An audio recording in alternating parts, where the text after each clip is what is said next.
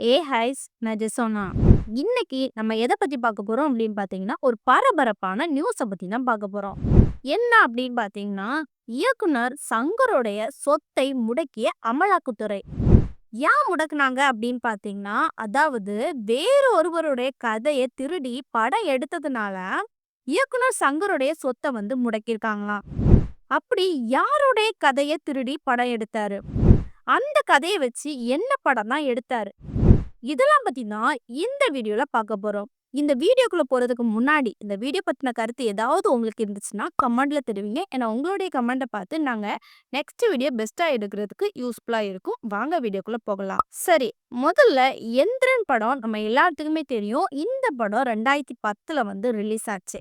இந்த படத்துல நடிகராட்ட ரஜினிகாந்த் அவங்க நடிச்சிருந்தாங்க. நடிகையாட்ட உலகளகி ஐஸ்வர்யா ராய் அவங்க நடிச்சிருந்தாங்க. சரியா? இந்த படத்தோட இசை யார் அமைச்சாங்க அப்படின்னு பார்த்தீங்கன்னா, ஏ.ஆர். ரகுமான் அவங்க தான் இசை அமைச்சிருந்தாங்க.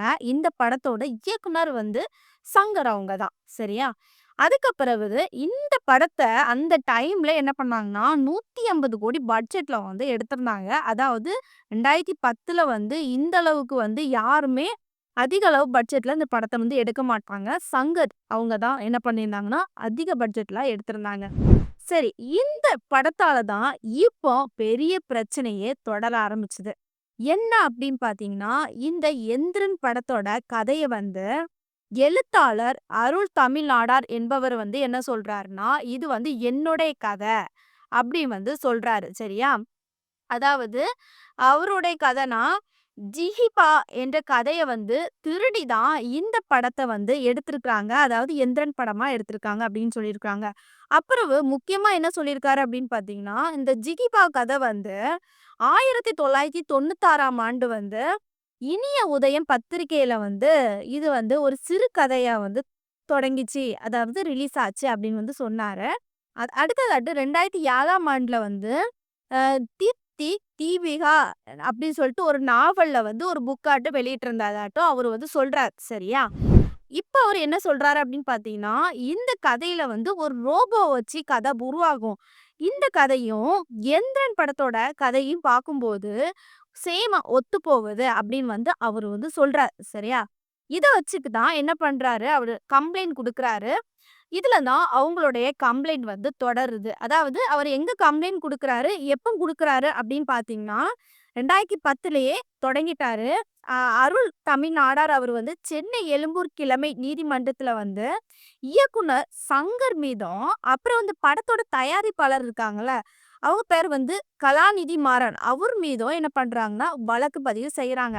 அதாவது இந்த எழுத்தாளர் என்ன சொல்றாரு அப்படின்னு பார்த்தீங்கன்னா, என்னுடைய காப்புரிமை இல்லாம இந்த கதைய திருடியிருக்காங்க அப்படின்னு சொல்றாங்க.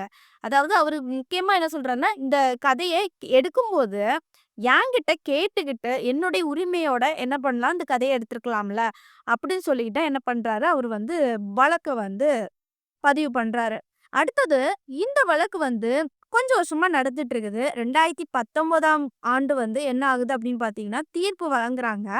சென்னை உயர்நீதிமன்றத்திலருந்து என்ன சொல்றாங்க அப்படின்னு பார்த்தீங்கன்னா, இயக்குனர் சங்கர் மீது வந்து காப்புரிமை இல்லாம என்ன பண்ணியிருக்காங்க அப்படின்னு பார்த்தீங்கன்னா, கதைய திருடியிருக்காங்க அப்படின்னு சொல்லிட்டு குற்றச்சாட்டு வச்சிருக்காங்க. அதனால வழக்கு வந்து தொடரணும் அப்படின்னு வந்து என்ன பண்றாங்கன்னா, சென்னை உயர்நீதிமன்றம் சொல்றாங்க. அடுத்ததாட்டு என்ன பண்றாங்கன்னா, நம்ம இயக்குனர் சங்கர் அவங்க வந்து இத எதிர்த்து நீதிமன்றத்துல வந்து மனு தாக்கல் பண்றாங்க. சரியா? நான் வந்து இந்த மாதிரி பண்ணல. இது என்னுடைய ஓன் கதை அப்படின்னு வந்து சொல்றாங்க. இதுக்கு அடுத்த கட்டமாட்டு என்ன நடக்குது அப்படின்னு பார்த்தீங்கன்னா, 2020ல வந்து உச்ச நீதிமன்றம் வந்து இந்த மனுவ வந்து தள்ளுபடி செஞ்சுட்டாங்க. ஏன் அப்படின்னு பார்த்தீங்கன்னா, அவங்கள்ட்ட வந்து போதிய ஆதாரம் இல்லாம என்ன ஆச்சுன்னா, இது வழக்கு வந்து இன்னும் தொடரணும். அதாவது சங்கர் மீது குற்றச்சாட்டு இருக்குது அப்படின்னு சொல்லிட்டு என்ன பண்றாங்கன்னா, தள்ளுபடி பண்ணிட்டாங்க. அதுக்கப்புறம் தான் இந்த கேஸ் வந்து அடுத்த கட்டத்துக்கு போச்சு. அதுக்கப்புறம் இப்படி இருக்கிற நாள்ல வந்து என்ன ஆச்சு அப்படின்னு பார்த்தீங்கன்னா, திடீர்னு அமலாக்கத்துறை வந்து என்ன பண்ணிட்டாங்க அப்படின்னு பார்த்தீங்கன்னா, இயக்குனர் சங்கருடைய ரூ. 10,00,00,000 மதிப்பிலான 3 லேண்ட வந்து என்ன பண்றாங்கன்னா, அ முடக்கம் செய்றாங்க. அதாவது அவங்க கண்ட்ரோல்ல எடுக்குறாங்க. சரியா? அவங்கள்ட்ட கேட்கும்போது, அமலாக்கத்துறைட்ட கேட்கும்போது, "எதுக்காக இப்படி பண்றீங்க? அது கேஸ் வழக்கு போயிட்டு தானே இருக்குது." அப்படின்னு வந்து கேட்கும்போது என்ன சொல்றாங்க அப்படின்னு பார்த்தீங்கன்னா, "அதெல்லாம் முடியாது. அடுத்தவங்களுடைய கதைய திருடி தான் இந்த படத்த நீங்க எடுத்திருக்கீங்க. இதுக்கு சம்பளமா நீங்க வந்து ரூ. 11,00,00,000 வாங்கியிருக்கீங்க. அதனால தான் உங்களுடைய 10,00,00,000 மதிப்பிலான சொத்த வந்து நாங்க முடக்கம் செய்றோம்." அப்படின்னு வந்து அமலாக்கத்துறை சார்புல இருந்து என்ன பண்றாங்க, இந்த மாதிரி சொல்றாங்க. சரியா? இப்படி நடந்துட்டு இருக்க நிலையில வந்து சினிமா தரப்புல இருந்து, அதாவது சினிமா மத்தியில வந்து இயக்குனர் சங்கர பத்தி பரபரப்பா பேசப்பட ஆரம்பிச்சுட்டாங்க. என்ன அப்படின்னு பார்த்தீங்கன்னா, ஒரு கதைய திருடுனதுக்கு இந்த மாதிரி சொத்த வந்து முடக்கம் செய்வாங்களா? அப்படின்னு சொல்லிட்டு அதிகமா பேசப்பட்டாங்க. இப்படியெல்லாம் பண்ணுவாங்களா? இப்படியெல்லாம் இவங்களுக்கு ஒரு நிலைமை வருமா? அப்படின்னு பேசுவாங்களா? அந்த மாதிரி ஆயிடுச்சு. இப்படி இருக்க பட்சத்துல வந்து, அ நம்ம அதே மாதிரி சோசியல் மீடியாலயும் சரி, அப்புறம் இணையத்திலயும் சரி, இந்த மாதிரி எ அமலாக்கத்துறை வந்து இந்த மாதிரி சொத்த வந்து முடக்கம் செஞ்சது சரியா? தவறா? அப்படின்னு சொல்லிட்டு ஒரு சர்ச்சையும் அதிகமா வேகமா பரவ ஆரம்பிச்சுருச்சு. அடுத்த கட்டமாக நம்ம இயக்குனர் சங்கர் அவரு என்ன பண்றாங்க அப்படின்னு பார்த்தீங்கன்னா, அமலாக்கத்துறை வந்து அவங்களுடைய சொத்த வந்து முடக்கம் பண்ணிட்டாங்க. அப்போ என்ன பண்ணுவாங்கன்னா, மறுபடியும் உயர்நீதிமன்றத்தில மனு தாக்கல் செய்றாங்க. அதனுடைய முடிவு எப்போ வந்து இதாச்சு அப்படின்னு பார்த்தீங்கன்னா, ஆ மார்ச் 11 அதாவது 2025ல சரியா? நீதிபதிகள் எம்.எஸ். ரமேஷ் மற்றும் என். செந்தில்குமார் அவங்க வந்து என்ன பண்றாங்கன்னா, இத வந்து விசாரணை செய்றாங்க. அன்னைக்கு தான் வந்து விசாரணை செய்றாங்க. அப்போ இயக்குனர் சங்கர் தரப்புல இருந்து எப்படியும் ஒரு வக்கீல் தரப்புல இருந்து வாதாடுவாங்க. அவங்க வந்து கிட்டத்தட்ட ஒரு 2 கேள்வி வைக்கிறாங்க. என்ன கேள்வி அப்படின்னு பார்த்தீங்கன்னா, அதாவது ஒரு தனி நபருடைய வழக்கு. அவங்கக்குள்ள தான் நடந்துட்டு இருக்குது இந்த பிரச்சனை.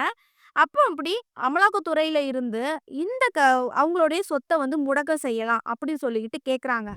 அடுத்ததாட்டு என்ன சொல்றாங்க அப்படின்னு பார்த்தீங்கன்னா, அவங்க தரப்புல இருந்து சங்கர் தரப்புல இருந்து அதாவது எந்திரன் படத்துல வந்து கிட்டத்தட்ட சங்கர் அவங்க ரூ. 11,00,00,000 சம்பளமா வாங்குனாங்க. ஆனா, அவங்க வந்து அது சம்பளமா அவங்க எடுக்கல. தனிப்பட்ட முறையில எடுக்கல. அவங்க வந்து மத்த தொழிலுக்காகவும், அதாவது அந்த படத்தோட பணிக்காகவும் என்ன பண்ணியிருக்காங்கன்னா, அந்த அமௌண்ட்ட வந்து யூஸ் பண்ணியிருக்காங்க அப்படின்னு வந்து என்ன பண்றாங்கன்னா, சங்க தரப்புல இப்படி தெரிவிச்சாங்க. அடுத்ததாட்டு என்ன ஆச்சு அப்படின்னு பார்த்தீங்கன்னா, உயர்நீதிமன்றத்துல வந்து என்ன பண்றாங்கன்னா, அமலாக்கத்துறைகிட்ட கேட்கறாங்க. அதாவது வழக்கு பதிவு போயிட்டு தானே இருக்குது. அவங்களுக்கு வந்து உரிய நீதி கிடைக்கல. அந்த டைம்ல நீங்க எப்படி சொத்த வந்து பறிமுதல் செய்யலாம் அப்படின்னு வந்து என்ன பண்றாங்கன்னா, அமலாக்கத்துறையில வந்து கேள்வி எழுப்புறாங்க உயர்நீதிமன்றம். அதாவது நீங்க ஏப்ரல் 21, 2025ல வந்து நீங்க வந்து கன்ஃபார்ம்டா சொல்லிறணும். எதனால நீங்க வந்து சொத்த வந்து முடக்கம் பண்ணீங்க அப்படின்னு வந்து தெளிவா சொல்லிறணும் அப்படின்னு வந்து என்ன பண்றாங்கன்னா, உயர்நீதிமன்ற தரப்புல இருந்து சொல்லிட்டாங்க. சரி, இப்போ நம்மளுடைய கருத்து, என்னுடைய கருத்து அப்படின்னு பார்த்தீங்கன்னா, அதாவது முதல்ல இயக்குனர் சங்கர் அவங்க வந்து ஒருத்தங்க கதை அப்படின்னு வந்து சொல்றாங்கல்ல, அதாவது அவங்களுக்கு மனசாட்சி தகுந்தபடி தான் தெரியும். எந்திரன் படம் வந்து யாருகிட்ட இருந்து கேட்டு எடுத்தாங்கன்னு தெரியல. எத பார்த்து எடுத்தாங்கன்னு தெரியல. பட் இயக்குனர் சங்கர் அவங்க வாய் தொறந்து சொன்னா தான் தெரியும். ஆனா அவங்க தரப்புல இருந்து வாதாடுறாங்க. அதாவது என்னுடைய கதை தான், ஓன் கதை தான் அப்படின்னு வந்து சொல்றாங்க. ஆனா இந்த கதைய பார்க்கும்போது நம்ம எழுத்தாளர் ஆ அவரு வந்து என்ன சொல்றாரு அப்படின்னு பார்த்தீங்கன்னா, "இது என்னுடைய கதை" அப்படின்னு வந்து சொல்றாரு. அப்போ என்ன பண்ணியிருக்குன்னா, இயக்குனர் சங்கர் வந்து வேற ஒருத்தவங்களுடைய கதை எடுத்திருந்தாருன்னா, அந்த டைம்லயே எழுத்தாளர் அருட் தமிழ் நாடார் என்பவர்கிட்ட போயி பர்மிஷன் கேட்டுருக்கலாம். அதாவது, "நான் உங்களுடைய கதை எனக்கு புடிச்சிருக்குது. இத நான் படமா எடுத்துக்கலாமா? ஓகேவா? நீங்க வந்து எனக்கு கன்ஃபார்ம் தாரீங்களா?" அப்படின்னு சொல்லிட்டு ஒரு அப்ரூவ்ட் வாங்கிக்கிட்டு என்ன பண்ணியிருக்கலாம், அந்த கதைய எடுத்திருக்கலாம். சரி, இப்ப என்ன முடிவு தான் எடுக்க போறாங்கன்னு தெரியல. ஆனா, எழுத்தாளர் அருண் தமிழ் நாடார் என்பவர் வந்து சொல்றாரு, "இது வந்து என்னுடைய கதைங்காரு." ஆனா இயக்குனர் சங்கர் தரப்புல இருந்து அவரு வந்து ஒண்ணுமே சொல்லல. இப்படியே வந்து வழக்கு வந்து தொடர்ந்துட்டு தான் இருக்குது. இனி யாருக்கு முடிவு வந்து வரப்போதுன்னு தெரியல. யார் பக்கம் சார்பா வரப்போதுன்னு தெரியல. நம்ம பொறுத்து இருந்து தான் பார்க்கணும். இப்போ இந்த வீடியோ பார்க்குற நீங்க என்ன நினைக்கிறீங்க? இயக்குனர் சங்கர் மீது தப்பு இருக்குதா? இல்ல எழுத்தாளர் அருள் தமிழ்நாடார் மீது தப்பு இருக்கா? இல்லன்னா யாரு கத? ஒண்ணுமே புரியல. இன்னும் எதுவுமே தெளிவா தெரியல. இது யாருடைய கதையா இருக்கும் நீங்க நினைக்கிறீங்கன்னு கமெண்ட்ல தெரிவிங்க. நெக்ஸ்ட் ஒரு இன்ட்ரெஸ்டான வீடியோல வந்து சந்திக்கிறேன். பாய்.